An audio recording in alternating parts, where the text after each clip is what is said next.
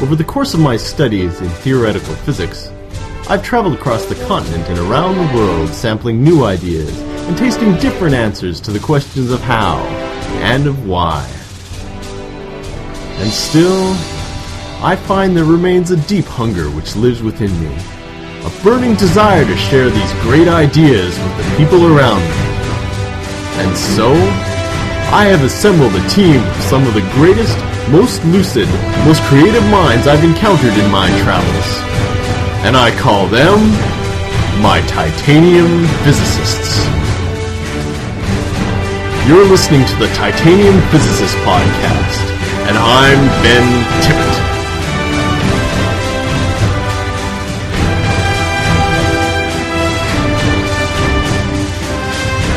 And now, allez, physique!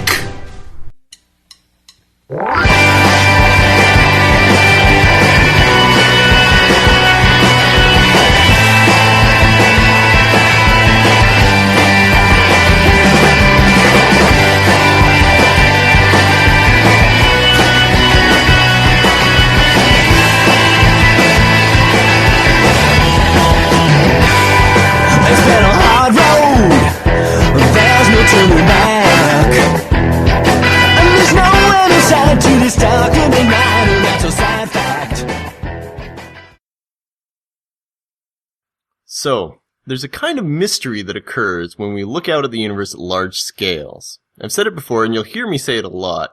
At very large scales, the distribution of matter in the universe is fairly even and uniform. This is part of something called the Copernican principle, which says that there's no special place or center of the universe.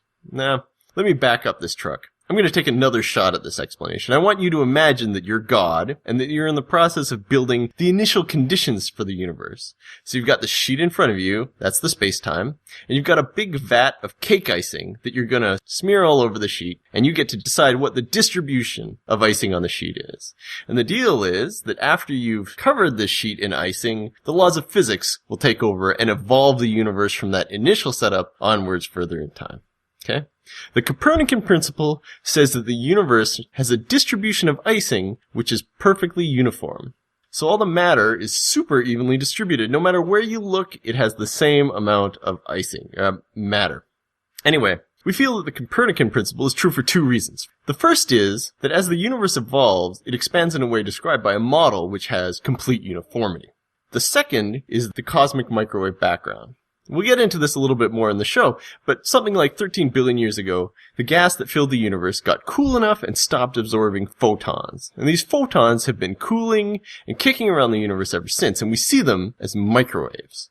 Anyway, in any direction we look, the cosmic microwave background is exactly the same temperature, 2.725 Kelvin.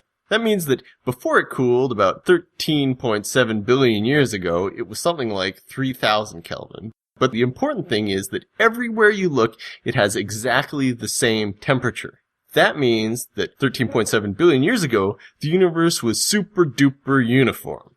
Anyway, that's not quite true anymore. I mean, look around you. There's a floor, there's a sky, there's a sun that we're orbiting around, it's orbiting a galaxy. Everywhere we look, we see vast differences in mass concentrations. So what? I mean, the dramatic differences in mass concentrations in the solar system and the galaxy are due to the effects of gravitational collapse. So 10 billion years ago, maybe our solar system was just a big cloud of evenly distributed uniform gas, and since then all the matter collapsed down into the center to make the sun, and the stuff that didn't end up in the sun ended up in the planets, right? You say maybe that's the reason there's an Earth and a sun in a galaxy, and not just a big cloud of gas. Well, okay, you're right, but there's two things wrong with that argument. First, there's the fact that for gravitational collapse to occur, you need a seed of concentrated mass. You need a little region where the density is just a little bit higher than everywhere else. A perfectly uniform distribution without the seed won't have a special point to collapse down on. Now secondly, if this were the only thing in play, we'd expect a pretty even distribution of stars and galaxies in the sky. So like every couple million light years in any direction, you'd find one or two galaxies. In other words, you'd expect the galaxies to be distributed with a uniformity reflecting the Copernican principle.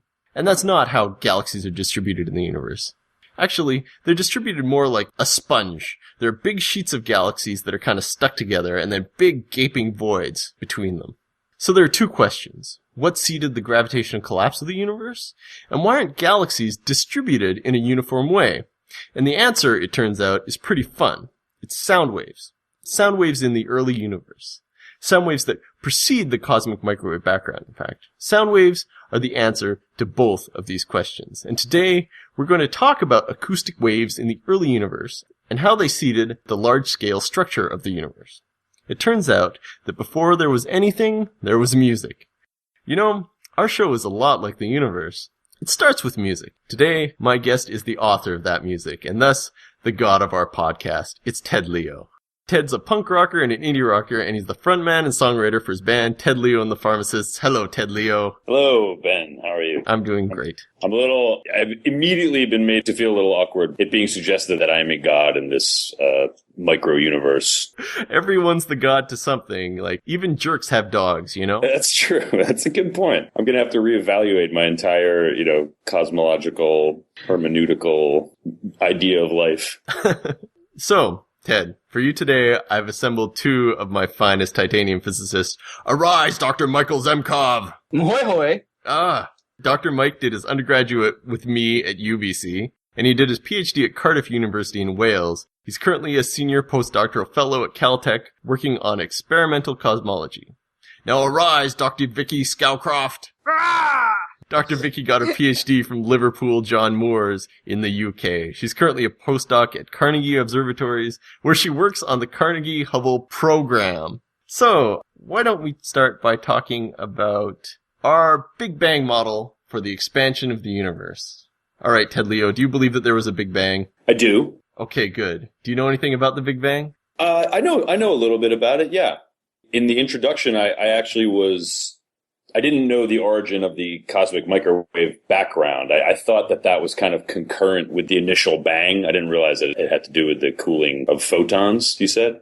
And I also didn't realize that the sound wave thing that we're going to be talking about preceded that, because I thought that was a much later event. But, beyond that, I'm here to learn about the Big Bang. Sweet. All right. Well, let's start talking about just general things in the Big Bang. So the first thing you need to know about is something called the Hubble law. So the universe started off really, really small, like tiny, the tiniest thing ever. And then there was the Big Bang. And since the Big Bang, it's been expanding. But it's not the stuff that is expanding, it's the space itself.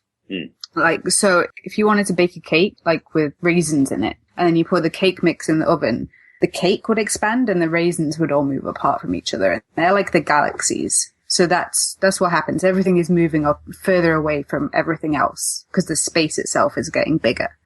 So one question you might immediately ask is, if it's expanding, then what's it expanding around? Like, are we at the center of the universe? Because when we look out, we see all of these galaxies moving away from us. Right. So it looks like we were at the center of it, a big explosion that shot out all these galaxies. And there's something very subtle about the way they're moving away from us. I mean, as Vicky said, technically they're not moving away from us. Technically what's happening is the distance between us is increasing. Mm-hmm. And the distance between us and faraway galaxies increases at a rate that's linear with distance. So, I don't know, here's a hand-wavy example. If it's 100 million light years, then it's moving 50 kilometers an hour. If it's 200 million light years, then it's moving at 100 kilometers an hour, right? So it just increases as the distance between us increases in a very simple and specific way, depending only on the distance. And this very simple and specific way means that it has a mathematical trick in it, which means that anywhere you look in the universe, you will see all of the other galaxies moving away from you with exactly the same profile. So that fits into this Copernican idea. Can I ask something here then regarding the kind of like the cake analogy? Yeah. I think that this is something that I've never really thought about like this before, but because, a cake, obviously, it exists in space for us as it is. It's actually got a center point from which the dough, is expanding. But when you think about this in terms of the universe, you almost have to think of it as just space between objects everywhere increasing. Yeah. Yeah. As opposed to like the crust of the cake moving outward in some specific direction. Yeah. So the bulk of the universe isn't expanding into anything. It's right. The definition of distance is increasing almost. Right. So if the speed at which something is moving away from us scales with distance, then there's got to be some distance away from us that an object will be moving away from us at the speed of light. Mm-hmm. The problem with this is that in Einstein's theory of relativity, the argument is that nothing can travel faster than the speed of light. Mm-hmm. And it sounds like a paradox, but there's a trick. And the trick is that the objects in this case, it's like the raisins in the cake aren't moving in the pan. It's just that the cake itself, the distances are expanding. Right. So it's the definition of distance that's increasing at the speed of light. Yes. Anyway, this is a feature of our models for expanding universe, is that there's always going to be a sphere around us at which objects at that sphere, they'll be moving at the speed of light away from us. And what this means is that if anything is farther than that distance away from us, we are never going to be able to talk to them, because there's no signal that moves faster than the speed of light. And so if the distance between us and a faraway object is increasing faster than the speed of light, there's no way a light signal, if they shoot a laser back at us or something, there's no way that signal is going to be able to cover the distance and ever reach us again. Right. So this sphere, this boundary, this distance at which things are moving away from us at the speed of light is called a horizon. And it's the kind of division marker between the part of the universe that we can see and interact with and the part of the universe that we can't see and can't interact with. Mm-hmm. And so the deal is that as the rate of expansion for the universe changes, the radius of this ball will change. So the faster the universe grows, the faster the rate at which the distance is increasing, the smaller this ball is going to be. The faster the universe grows, the smaller this what is going to be? Oh, sorry. The smaller this horizon is going to be, the closer this horizon will be to us. If things are moving away from you faster, the distance that you can see is going to be smaller because I understand. The other bits are going to be too far away for you to see anything. Right. Okay, I got that. So as a tangible, number of miles that might not change though, theoretically, right? So if the rate at which the universe is increasing stays constant, so if the universe is evolving in a super steady way, then that radius of the horizon will stay the same. Okay, right. But if the speed at which the universe is expanding changes, then that horizon will shrink or grow appropriatry. Compared to the size of the universe. Right. Because things beyond it will move away from you at a different pace. Yeah. I understand. So, the horizon idea is one of the big important ideas for understanding what we're going to be telling you about how acoustic waves behave in the cosmic microwave background. So, let's take a time machine back and look at this cosmic microwave background. Let's take the Wayback Machine. So, we talked about energy densities. And we know that the universe is filled with atoms, which are sort of nuclear material with electrons around them. And we have photons as well. And a mix of a few other things, neutrinos and stuff, but they don't matter for this picture very much. So you're going to evolve backwards. You're getting denser and denser and hotter. And we actually have experiments where we can measure this effect. We can look, 6 billion years ago and say, the universe was actually hotter according to the physical laws we think it should be, which is pretty cool. That's telling us we understand that the universe is expanding in this pretty simple way. And if you keep cramming stuff together, pushing it together, what eventually happens is that as you're shrinking the universe, the light that's in the universe is getting to higher and higher wavelengths. And eventually it's gonna start dissociating the atoms, probably mostly hydrogen, because the universe is mostly made up of hydrogen. And you're going to get a situation that is not quite like the sun, but analogous to the sun, where you have ions, so that's nuclear material, and electrons that are just banging around, not stably bound to one another, and lots of photons, lots of light particles just bouncing around and making sure that the electrons aren't binding to the nuclear matter. And that situation is what we call a plasma. You're probably familiar with that term. It's in what's in fluorescent lights is a plasma. Same kind of thing. The sun's made of plasma. So once we get to the stage where the universe is a plasma, we can start talking about what were the initial conditions that set up all these patterns that we're talking about, that we can see how the early universe was. I have this really stupid metaphor describing recombination. Mike pointed out, and rightly so, that what's going on is actually all of this cosmic microwave background radiation. As you look back in time, so as the universe expands, this cosmic microwave background, these photons are getting longer and longer and weaker. And so if we go back in time, they get stronger and stronger and stronger until they get so strong that they can start knocking electrons off protons. Right. So the metaphor is, okay, you have this early universe, pre-recombination, and the photons are all like little dogs, and the electrons are like, I don't know, ladies, and then the protons are like dudes.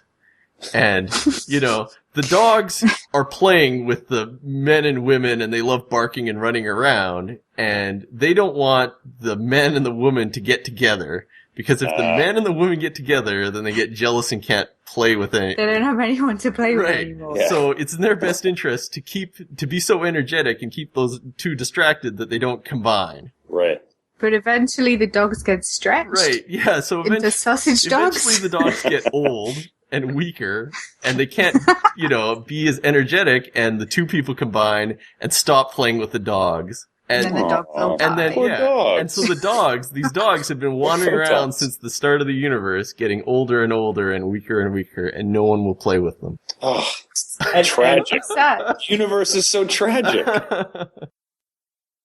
So you're a musician. You know about acoustic waves, right? Yes. Acoustic waves are pressure waves. So as I speak, there are bits of time where the air coming out of my mouth is rarefied, it has a slightly lower pressure, and times when it has a slightly higher pressure. And that signal travels through the air like a wave.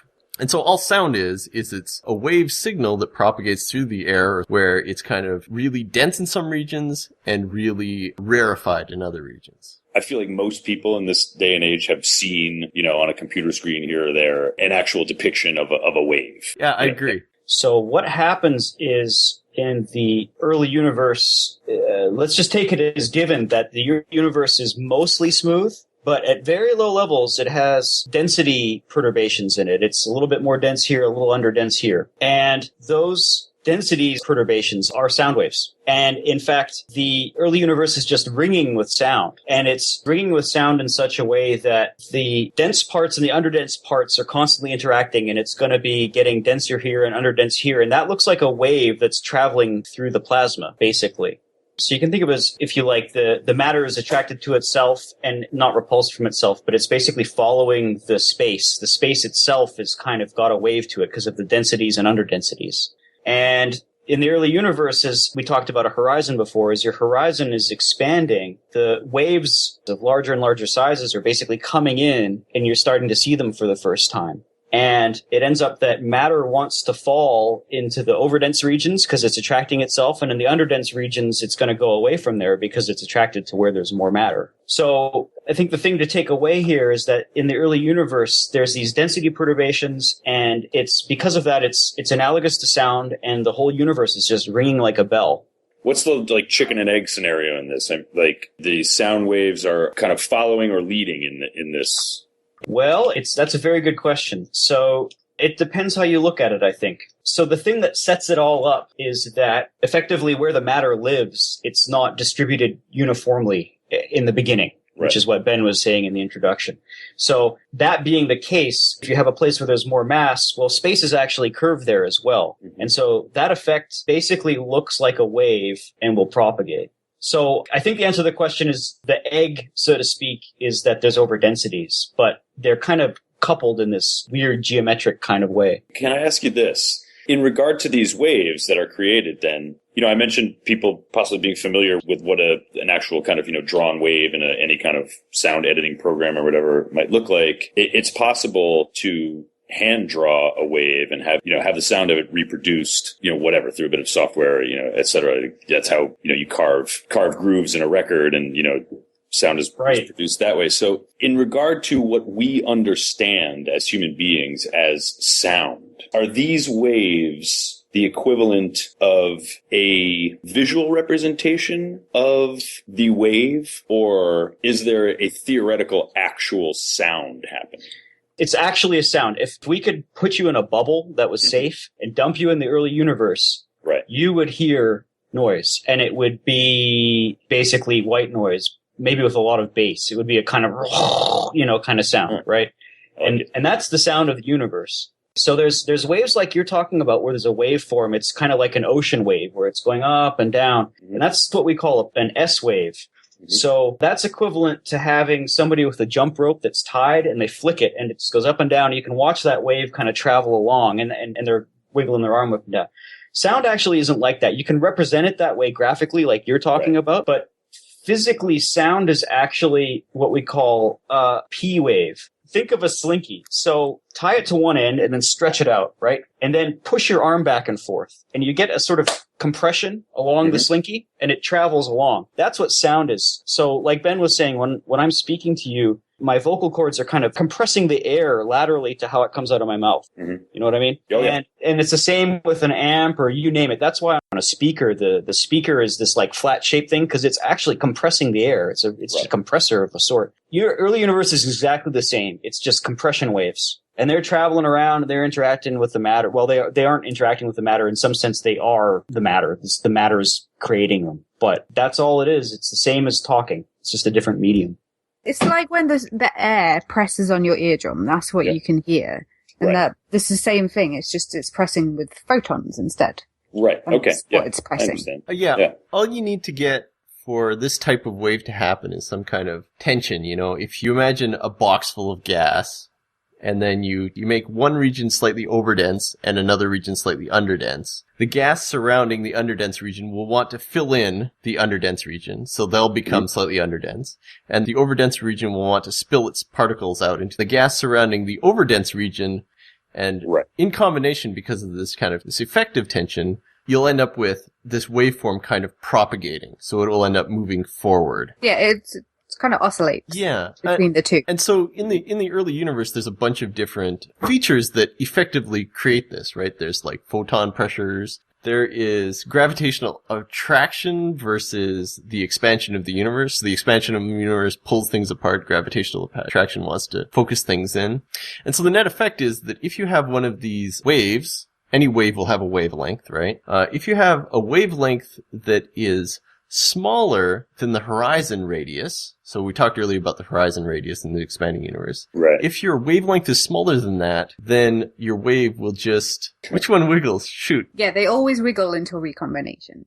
Right. At this point, it will exist. The waves bigger than the horizon radius you won't know about. And they don't wiggle because they have nothing. You can't wiggle something you don't know about. Right. Let's say we're going to go We're going to go back to the jump rope analogy. You're wiggling the jump rope, but you're on a boat that itself is on the ocean and going up and down with very long period.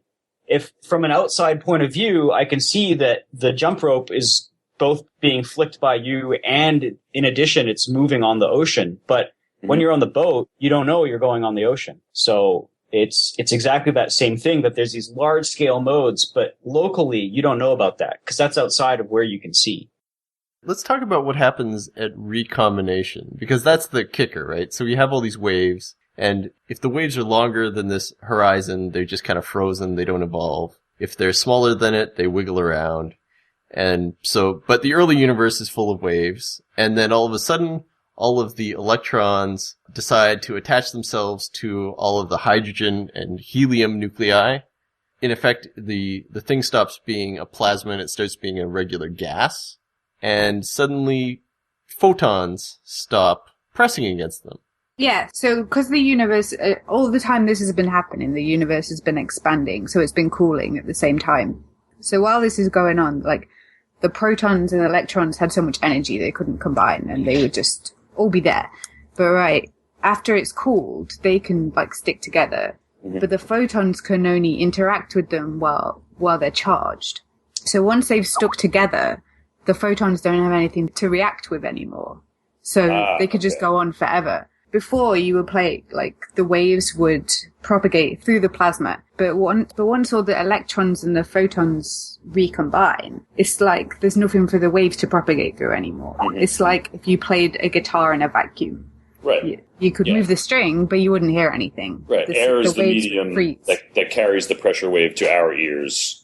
Yeah. So there's no medium anymore. Right. So then, but that means that, like, the waveforms formed in the matter are, like, frozen. So the position they were in before this happened is what they stay in. So yeah, that's what we call recombination.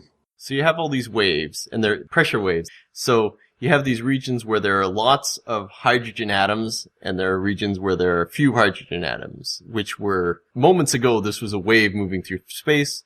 All of a sudden, the recombination happens, and the wave stops moving, and it freezes in space. And suddenly, where before you had a fairly homogeneous background and nothing was going to collapse, suddenly you have these kind of cores, these regions where it's slightly denser and these regions where it's slightly less dense.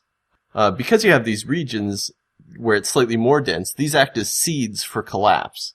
And so the universe starts, all the gas in the universe starts collapsing down on these centers. And so the wavelengths of these waves determines how large the overall structures are. So it turns out the largest wavelengths in the universe at recombination are the same length scale as superclusters. So it turns out that when we look out and we do kind of surveys of the galaxies in the skies, we see there are groups, like the local group of galaxy, there's us and Andromeda and a couple others. So they happen in little packets, but we also see that these little packets of galaxies all kind of cling together. They're not evenly distributed out through space. And so the forms that they're kind of all grouped in together are effectively those sound waves that kind of, when the universe paused and we said, okay, sound waves stop evolving there, that slightly dense region was the core of a whole enormous area of gravitational collapse that then turned into these large-scale structures. And if the sound wave had not frozen at that point, you would not have had that clustering of matter, correct? That's right, yeah. Okay. It would have been a different size, if you'd have done it later on. So if the sound wave was bigger, these groups of galaxies would have ended up larger. If the sound waves had lower wavelengths, then smaller regions would collapse down. Mm-hmm. And this might be a stupid question, but what is it that holds them together now? Is that just gravity? Yeah. Yeah. Okay. So before you had the pressure from all the photons, separating the particles. But now that's gone, all you have is gravity, so it doesn't have to counteract anything anymore. I see. Collapse. Okay. Yeah, all right. I get it. Yay! Why don't we talk about the limitations on the largest wavelength? We were saying that the largest wavelength is determined by the horizon size at recombination, right? Well, it just has to do with the fact that in this plasma medium, you have a damping effect where the sort of high frequency part of the spectrum gets damped out because on short scales, you have frequent interactions and they kind of wipe out all that structure. Right. So it ends up that the structure that's the biggest is the fundamental tone, which is literally fundamental. Literally the when you hit your guitar, it's the first mode of that string, right? Right. And it's so I feel like we're at the stage now we should maybe talk a little bit about the CMB, which I'll tell real quick. As Vicky was just saying, there's a point where everything freezes out and you no longer have these acoustic oscillations anymore. What happens is that happens approximately the time when the energy of the photons drop below the point where they can keep, a proton, which is the center of hydrogen, and an electron apart. And what happens is that photons, after that time, can propagate freely. And at that time, 13.7 minus a little bit billion years ago, they're kind of like the wavelength of when you look at the sun, because it's exactly the same physics of the surface of the sun. Why does the sun have a surface that we can see? Well, it's because the light bangs around so much until there's a point where it can escape and go forever, right? Mm-hmm. It's the same thing with the CMB, but kind of reversed. So what happens is that since that time, the universe has expanded by a factor of 1,000 or so, at least the part we can see. So the wavelength has gone from a micron to a millimeter.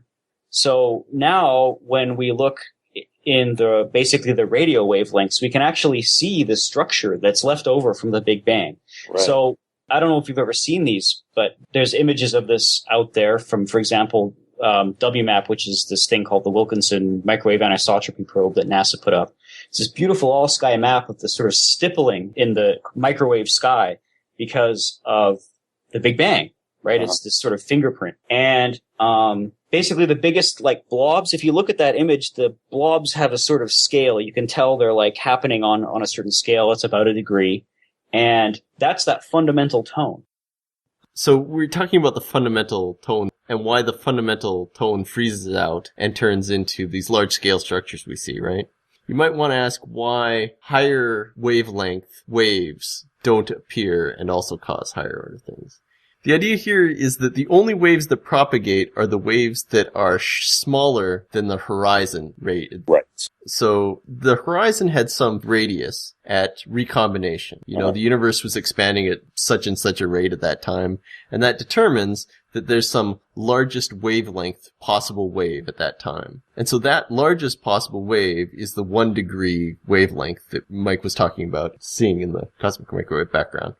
Mike mentioned before that some of the higher frequencies actually got damped out. You're saying that they got damped out before the recombination? That's right. They get damped out. And you got to think of it like your horizon is expanding, right? Because light that you can see can be coming from further and further and further away at a given time, right? Right. So what's kind of happening is as your bubble of light that you can see is getting bigger, you're seeing more structure, like you're seeing more waves coming in at that fundamental mode.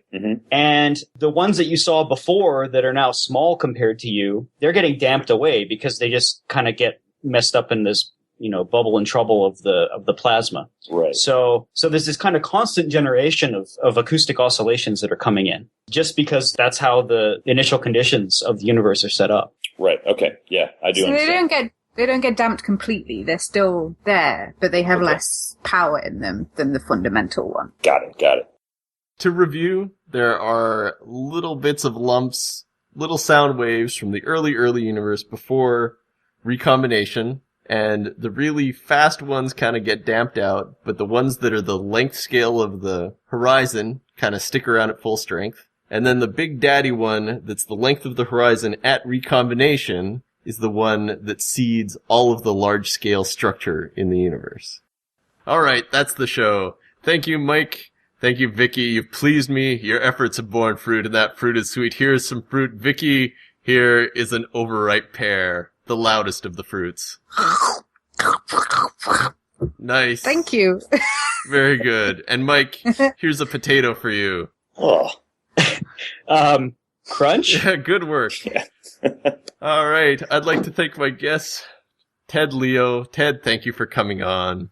You're welcome. Do I not get a fruit? No, you don't get... Your fruit is... rip-off, man. Here you go. It's a watermelon.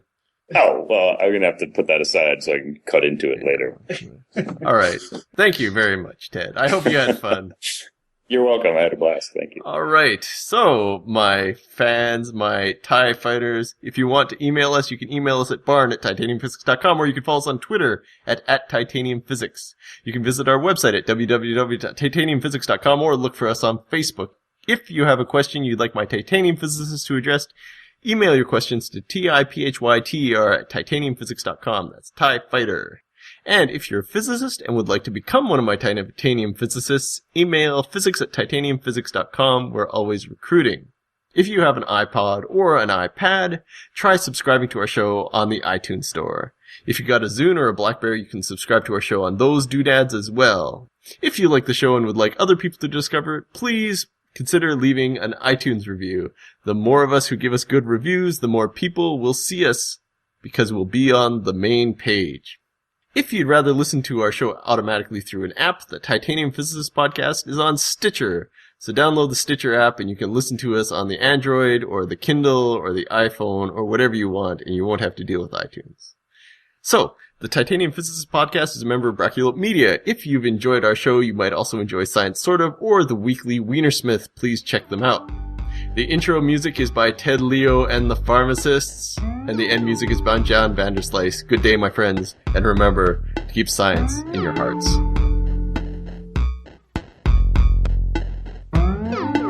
Angela, don't be mad. There's something I gotta tell you, dear, before you come back here. I lost your bunny. I let him out of the cage. He was eating spring mix on the carpet. Jumped through a window out into the haze.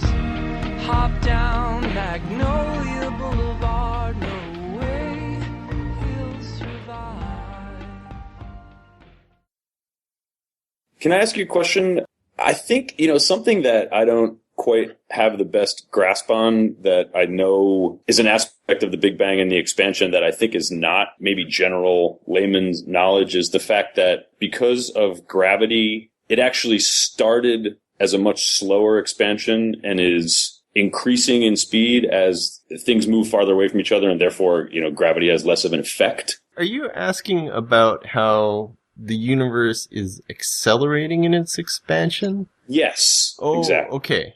So the distance between all these objects in the universe is increasing at a rate that depends on the density of matter. So it depends on the matter distribution. And it depends on what kind of matter it is, because as the universe expands out, it also kind of stretches the matter. And what this means is that as it expands, the matter changes its form a little bit. So there was a time when the universe was a plasma. So it was kind of hot like the sun, and all the electrons weren't bound to protons. And as it expands out, the nature of the matter changes as it gets cooler and cooler.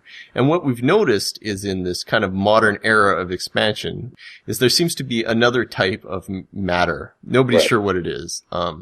That's causing the universe to accelerate in its expansion. And what this matter is kind of doing is normal matter gets more diffuse as you stretch it. So if you imagine like a bread dough, you stretch it out and it becomes thinner. Somehow this matter that we're dealing with, as you stretch it out, it doesn't decrease in energy density. So as you stretch out this particular matter that we're just discovering, somehow it gets more gravitationally potent. You mean alongside the normal matter that we do understand, which is getting stretched. So that's what it kind of, in a way, then explains the Copernican principle of uniform distribution? Oh, what the as well as the... I'm sorry, I'm jumping all over the place. That's a good question. So the uniform distribution, the Copernican thing, is one specific issue. It kind of has to do with the really, really early state of the universe. And it's kind of a hypothesis that lots of people are working on and testing different ideas out on. But independently of this accelerating expansion, the deal is that as the regular matter in the universe gets more and more stretched out, gets more and more diffuse, this other type of matter is becoming more and more gravitationally important. I see. So it's becoming the more dominant in terms of determining the dynamics of the universe's behavior. Right. And that change occurs in some sort of constant ratio between the two kinds of matter? Yeah, right. So one type of matter is becoming more diffuse, and the other type of matter isn't decreasing at all. Oh, okay. I see. Right. Okay. And so that other type of matter is what's causing the universe to accelerate. And it turns out that particular effect, the acceleration of the universe, doesn't really have all that much to do with the cosmic microwave background. It affects the evolution in fairly subtle ways, doesn't it, Mike? How this mostly affects the CMB is what we call flatness. So that's saying that the energy density of the universe, that is how much energy is there in a volume in the universe. And we're physicists, so we measure energy both by mass, right, by E equals mc squared, and by the energy of that mass and other forms of energy, photons, things like that, stuff bouncing around. So anyway, the point is that the energy in a volume is enough that the universe is flat, which is to say that the on large scales, the metric doesn't have any curvature, which is a way of saying that if you fire a laser, say, across the universe, it's going to go in a straight line. It's not going to deviate in some funny way that has to do with how space is actually curving. Hold on. If you fire two lasers parallel to each other, right next to each other, if That's it's flat, they'll stay parallel. They'll never meet. If it's curved in one way, they'll end up getting skewed towards each other. If it's curved in the other way, they'll end up skewing apart. Perfect. The ramification of that is that we're just talking about how the universe is expanding. So one of the important implications of this is that at some infinite point in the future, the universe is going to what we call asymptotically stop, which means it's going to expand slower and slower and slower and slower and slower. And eventually it's going to keep expanding forever, but at such a small rate that it doesn't change. That's going to happen, essentially infinitely far in the future. But that's an important ramification of what does this flatness mean. And so the cosmic microwave background is a way to measure what is the energy density of the universe just at the very beginning. And that tells us that the universe is flat. So it's a constraint on this dark energy that Ben was telling you about. It's saying that this dark energy has to make up a certain fraction of the budget of the energy in the universe. Mm-hmm. That's like derived mathematically because it's a variable that needs to be there to like complete the other equation. So it's not only mathematical, but more importantly, it's measured. Okay.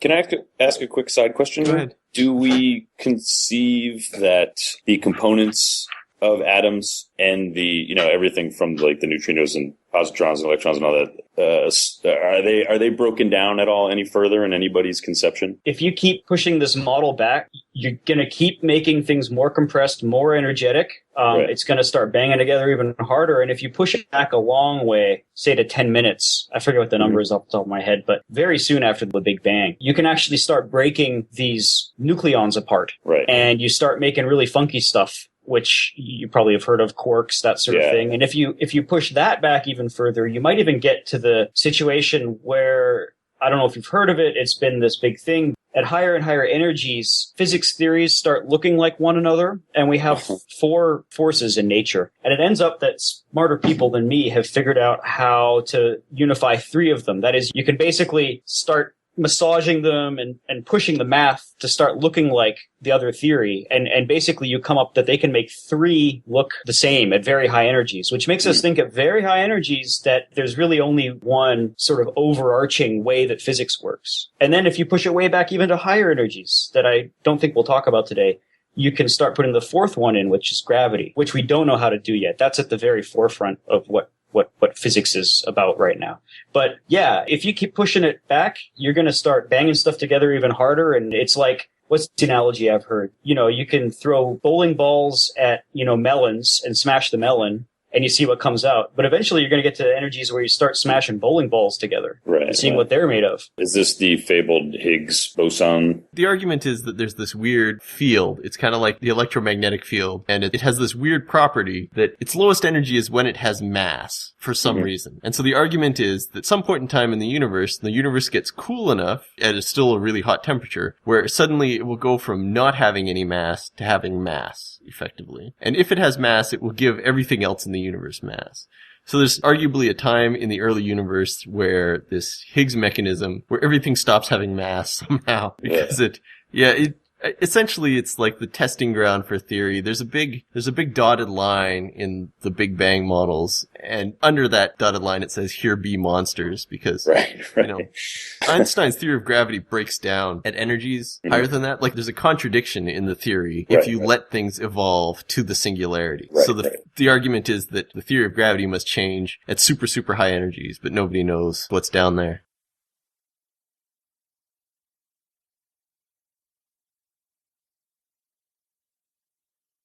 Ted, here's like a lame fact that always gets trotted out during these discussions at the CMB. Did you know if you tune your TV to static, which you can't even do anymore because nobody has antennas? I know, I had to cut that from the intro. If you tune your TV to between channels, 1 in 400 of the dots you see is because of a CMB light particle. Oh, is the statistic. I didn't know that. I didn't know that it was only 1 in 400 because, like, I thought the conventional wisdom was like, that's the Big Bang you're looking at right there. Well, some of it is. Some. Yeah, 1 in 400, I guess. But I always laugh at this because it's such like a fuddy-duddy thing. Like, who has a TV you can tune between channels anymore? That's a really good point. Yeah, I mean, I'm old enough to remember that, but I guess a lot of people aren't. You just have to go out into the countryside where there aren't any TV broadcasting, and you just go put it on channel 3. Well, it's the same for radio too, right? I mean, it's the sound of static between stations would be also a representation of that, no? Exactly. Yeah, you're picking up the same stuff. That's right. But I like radio too because you can hear thunderstorms that are far away. But that's a real geek. What do they sound like? It's just bursts of static. Oh. But it depends where the ionosphere is, but you can hear them like all the way down in Ecuador and stuff like that. Wow. Yeah. Didn't know that.